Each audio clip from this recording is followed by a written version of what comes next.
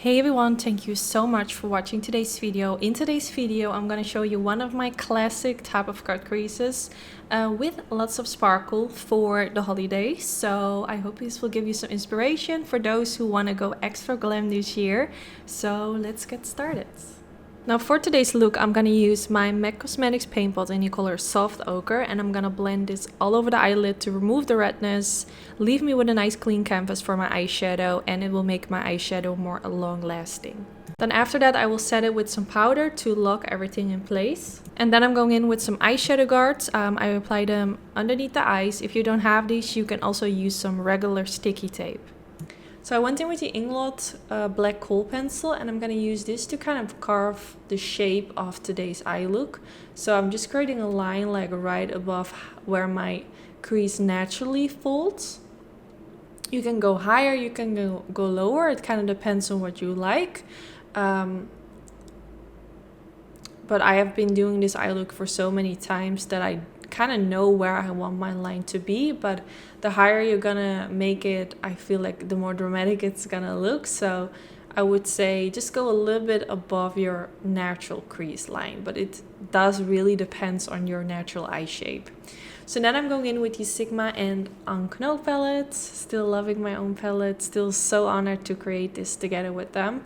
But yeah, I'm gonna use my palette for today's look. I will link it down in the description bar in case you're curious. So I'm gonna take the color Levine, which is a matte black shade, and I'm gonna use this color and blend right on top of where I just blended the Inglot pencil.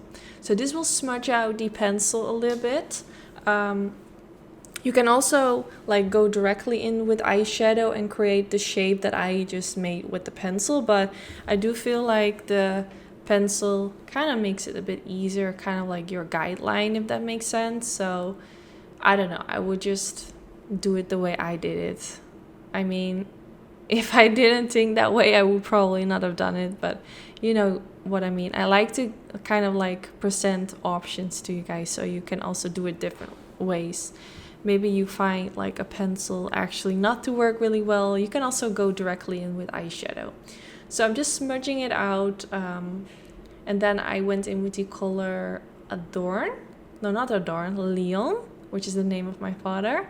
And I'm going to use this color to blend along the edges of where the black eyeshadow is, just to soften it out, because it was looking quite harsh and you don't want it to be like just black which is smudged on. You want it like the edges to look more soft and faded. So that's why I went in with this color along the edges, and after that I'm gonna also going in with an even lighter shade to make it look even softer. But you can kind of go back in with the black eyeshadow as well if you feel like you need a bit more of that. So after that I went in with the color Concrete, and I'm blending this along the edges as well, just to make it look even more softer. I like to go in with multiple shades, like for example if I'm doing a smoky eye with black, I'll always go in with like a dark brown and a light brown and maybe even a lighter color than that to really blend out the edges and make the transition as light as possible. So the same goes with this one. I went in with black, a dark gray, and now with a light gray, and then after this I also go in with an even lighter shade, which is going to be white, to make the transition look easy. So I'm going in with the color Cottage, and this is a matte white color, and I'm just going to use a Sigma E25 brush and blending this kind of loosely just right underneath the highest point of my brow, and then blending it a bit downwards towards my eyeshadow. Then now it's time to carve the cut crease, and I'm going to go in with the MAC Pro Longwear Concealer again, same as I used for underneath the brow bone, and I'm going to use this right underneath where I created that crease line. Now I'm also going a little bit on top of the eyeshadow because I want to kind of like follow that line that I created all the way at the beginning. So because of all the blending, of course there has been eyeshadow like below that line that I started with. So if I go on top of that now with concealer, you won't see anything of that anymore. I know some people actually like to remove the eyeshadow first and then go in with concealer, but I don't know, I've never really done it that way, but it will probably avoid that your concealer is kind of gonna mix with the eyeshadow. Like I do have to say my concealer will turn into a super light gray because it will mix a little bit with the black eyeshadow. But I feel like with this concealer you don't have that to be a huge problem.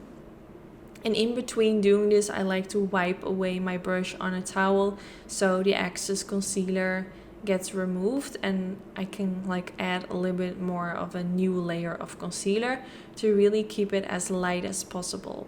But it does always mix a little bit, so it turns into a super light gray shade. So now I'm going to go in with the color Cottage and I'm going to blend this at the inner portion of the eyelid. I'm going to go for kind of like an ombre effect, so this will go from light to dark towards the outer part of the eyelid. Now next I'm going to go in with the color Concrete. I'm blending this next to the white shade, kind of in the middle part of the eyelid. And I'm actually just using the same colors as I used for my crease, except for the black eyeshadow. I'm only using like the grays and the white. Then I'm going in with the color Leon again and blending this all the way at the outer portion. Just kind of like the space which hasn't been covered with eyeshadow. So kind of like right next to the center towards the outer portion. So after this, it's actually time to remove the eyeshadow guard, and you can see it leaves me with a super crisp line. It does kind of rip away the concealer, so I do like to go in with a little bit of a fresh layer of concealer like right underneath that. But I first like to do my eyeliner, so if I do have a mistake with my eyeliner, I can also kind of clean that up with concealer like right away. So I use the Inglot eyeliner, which I really like. I believe it's one of their most popular products, and it's super black, easy to work with. I actually absolutely love this eyeliner. Let me know if you tried it. So I'm gonna just use a eyeliner brush from Sigma Beauty. All the brushes I'm using are from Sigma. Actually, I do have a special discount code which you can use, which is a affiliate code. I have it linked down in the description bar. And today I'm going for a winged liner. Then I went in with the Inglot Kohl pencil, which I used all the way at the beginning to create that cut crease shape. And now I'm using it all the way in my waterline. I absolutely love this pencil for in the waterline. It's super black, easy to apply, and it stays in place really nicely. So after that, I used the color Levine from my palette and applied that all the way underneath the lower lash line. Also slightly on top of the waterline to really lock the pencil in place and to make it as black as possible. I feel like using black eyeshadow on top of your pencil in the waterline, it kind of like mattifies it, but it also makes it more long lasting. Definitely try it out if you've never tried it before. Then I'm going to blend it out using the color Leon and using a Sigma E25 brush to do so. Then I decided to add a little bit more of the color Cottage, which is that matte white shade, and popped a lot of that in the inner corner. I love the effect that it gives. I love a bright like matte shade in the inner corner. Then now it's time for mascara. I use the MAC Cosmetics Lash Curler for my lashes. And then now I'm gonna go in with the e.l.f. Cosmetics Lash and Roll Mascara, which is a really nice drugstore mascara. So applying this on the upper lashes and the lower lashes. Not too focused on making my upper lashes long because I will cover them up with falsies. I'm using these Weary lashes from Anytude, which used to be my own lash company, but I actually quit with it, so they're not available anymore. But you can use them as a reference of something similar if you do like how these look. So applying them in the center of the lash line and then pressing the inner part and the outer part of the lash band against where I applied my eyeliner. So now next I'm going to apply a eyeshadow guard underneath my eyes. You can actually leave this eye look for what it is, but I wanted to show you guys a sparkly version as well. And I'm going to take this glitter adhesive from Anastasia Beverly Hills. Applying this with a blending brush, just kind of like tapping on the product underneath the eye. And then after doing this, I'm going to use some glitter and I'm just going to dip the exact same brush into the glitter and then tapping it on the skin. You can either do this like on the eyelid or underneath the eyes like I did, but the brush will still be kind of like a little bit tacky from the adhesive, so it will easily like grab the glitters onto the brush.